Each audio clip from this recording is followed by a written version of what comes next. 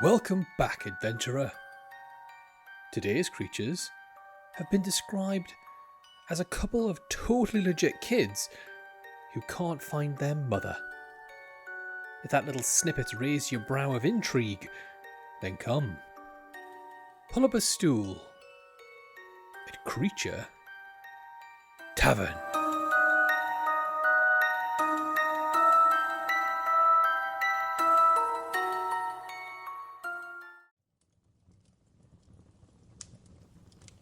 Adventurer, you haven't seen the new tavern Pooch, have you? Sent him round mug collecting and he's been out 20 minutes. Well, while we wait for Naughty Paws, you fancy a tale? I've got a lovely one on. The Black-Eyed Children from American folklore. The Black-Eyed Children, also named Black-Eyed Kids, aren't some hip song group. They're a number of unnerving figures from modern America, typically described as resembling ordinary human children or teenagers. Witnesses say never any older than 16. But if you look closer, you'll notice their subtle details that portray this human illusion. Their most recognizable feature, and gives it away in their name, are the pitch black eyes, entirely devoid of iris or pupil. Just pure voids of black. If, like myself, you've been locked in a staring contest with a rat or two, you'll be familiar with these oceans of darkness. These abyss eyes transform what was first thought to be an innocent child into a disturbing, otherworldly force. Their skin is often pale, sometimes suspiciously so, and folks say they're usually dressed in casual clothing, though some accounts claim their attire is occasionally outdated, like it's not from the same century as yourself. Reports suggest these beings appear on a spectrum between 6 and 16 years old.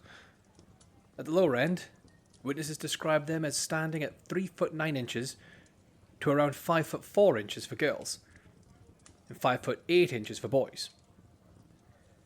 And to add more spook to this specimen, I managed to find at least one rare account that mentioned talons in place of toes.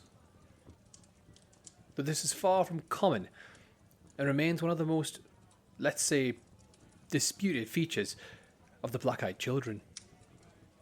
Where the Black-Eyed Kids come from is topic of great debate. Heard folks claim all sorts of origins. Undead, ghosts, demons, vampires, fae or changelings. They all tend to be the titles you'll hear the most, with some demonologists asserting that they're children of the devil himself. And to those who believe this fable, allowing them into your home is equivalent to inviting the devil into your life. The first known account surfaced in the 1980s, but the most widely publicized encounter comes from 1996, when Texas reporter Brian Bethel recounted his chilling experience in Abilene, Texas. Sitting in his car after work, Bethel noticed 2 teenagers approach him. They asked for a ride to their mother's house to retrieve money for some show tickets happening nearby. An ordinary encounter, but it doesn't end there. Bethel states that something felt wrong. For example, the show in question had already ended. And then as the lamps lining the road began to light, they illuminated the youth's face. Bethel saw those black, soulless voids these kids called eyes. Filling him with dread, he fled the scene immediately. Additional reports followed, with Bethel claiming his aunt also had an encounter with the creatures. Says she heard a child crying at night, so like all rational people do, she followed the sobs. Reaching the source, she came upon a young girl of 6 who looked up at her with those familiar black eyes before racing off into the woods. Sure enough, Johnny Law was called to search those woods, but nothing ever turned up. And in another account, from 2014, a sighting in Staffordshire, England, was reported where children wearing those empty black eyes were allegedly seen haunting a pub in the nearby area. They don't seem to be tied to one geological location. Documented sightings have occurred in the US, specifically Texas, Oklahoma, and Vermont. And for the UK, it seems Staffordshire and London are the spots to frequent. But considering these creatures attempt to come across as a child, they'll likely appear anywhere children do. For their behaviours, the black-eyed children are infamous for the rather polite and clockwork-like ways they interact with humans. From the accounts I've had me peepers over, they exclusively appear at night, likely to help cover those pitch-black looking holes, and most often on your doorstep, though they have also been reported begging or hitchhiking along the roadside.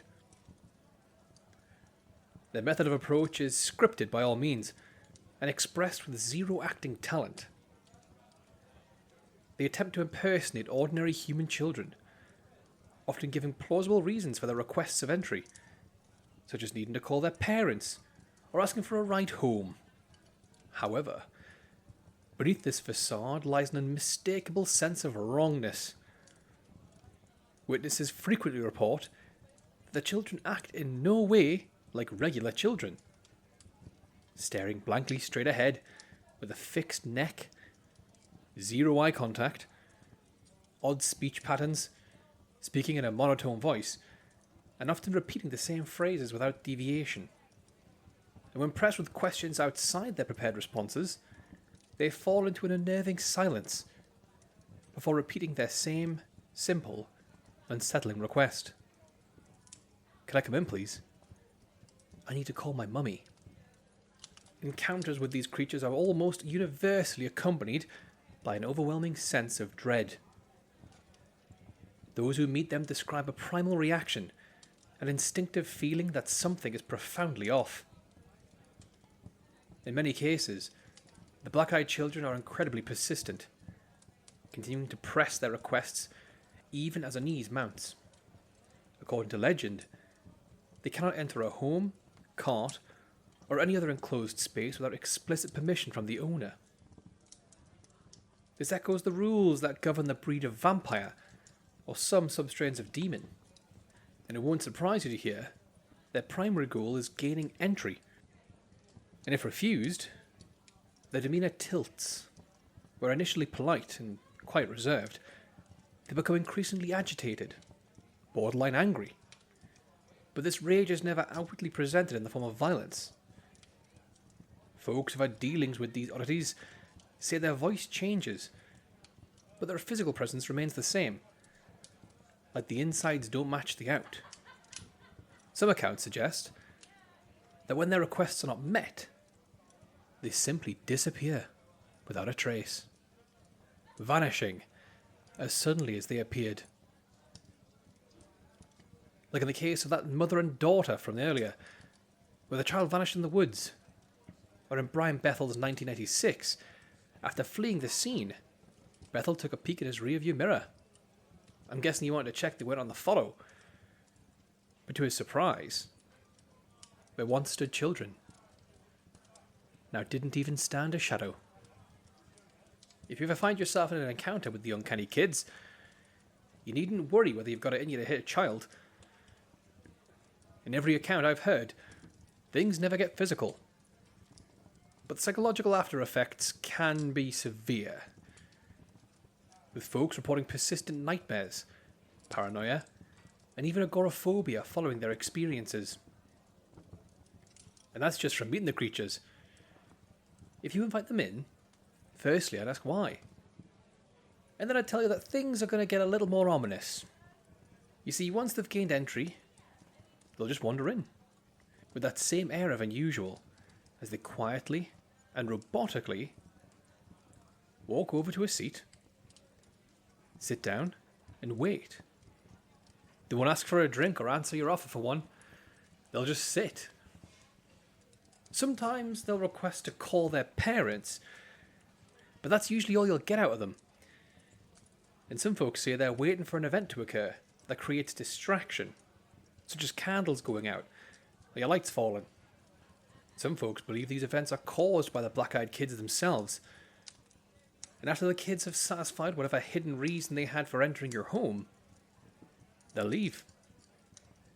You'll be unharmed, but that's short-lived, as it's thought that misfortune follows those who've allowed these entities inside.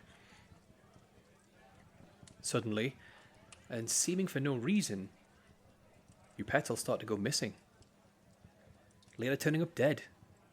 Or you, and anyone else present at the time, will fall mysteriously ill. In some cases, deathly. This connection has led to the theory that inviting the kids invites your end. But what I find most disturbing about this particular cryptid are its motives. No one seems to know what they are, beyond scaring the local populace. Some scholars suggest a malevolent force lies behind those onyx eyes, puppeting these child-shaped husks as they terrify, torture, and take the souls of those helpful enough to invite them in. Now to survive an encounter. I'm sure you've got a few guesses floating about your head. Let's see if I've found anything similar. Number 1. Do not let them in. If you hear a little hand knocking at your door, peek through your little hole. And if you see eyes as dark as a raven's coat, you just leave them be. Out your lights and settle down for a cuppa in the back room till the begging stops. It's possible you'll suffer a tiny psychological breakdown, but you won't die. And in my books, that's a win. Or if you're out when the kids come calling, make a scene. These totally legitimate children don't seem to like the attention of crowds. So yell, jump up and down, wave your arms, whatever it takes. It's a surefire way to dodge their creepy questions. And before heading out, grab a torch. They're creatures of the night, so bring a little light to avoid that unsettling fright. And with that, we're finished with our creatures for the day. We've learned that if you ever see a child wearing sunglasses in the winter, they might not be sunglasses at all. Now that bell means it's last call here at Creature Tavern, so grab yourself one more drink for the road, and until next time, tread carefully, adventurer. You never know when you might wander into the weird.